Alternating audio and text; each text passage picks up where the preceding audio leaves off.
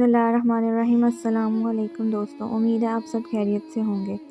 ایک دفعہ حضور اکرم صلی اللہ علیہ وسلم باہر نکلے تو دیکھا کہ کافر کے چند بچے کھڑے ہو کر مسلمانوں کی اذان کی نقل اتار رہے ہیں۔ بچوں کا کیا ہے، ان کے تو ایک کھیل ملنا آ گیا تھا، لیکن اللہ جب کسی کی ہدایت کے اسباب پیدا فرما دیتے ہیں تو اپنی طرف کھینچ لیتے ہیں۔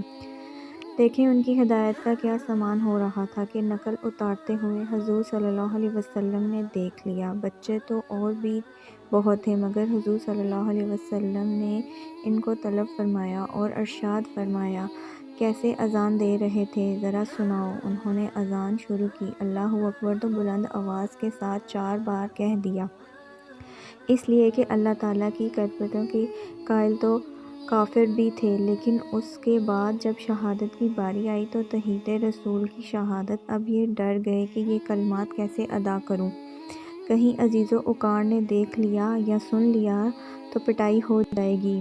اس کی شہادتوں کے کلمات کہہ تو دیے، مگر بالکل دھیمی آواز کے ساتھ۔ حضور نے اپنا دستہ مبارک ان کے سر پر رکھا اور فرمایا، بلند آواز سے کہو۔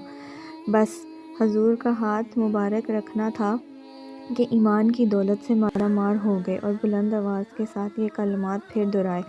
اب ان کا عشق دیکھیں کہ انہوں نے کیا کیا۔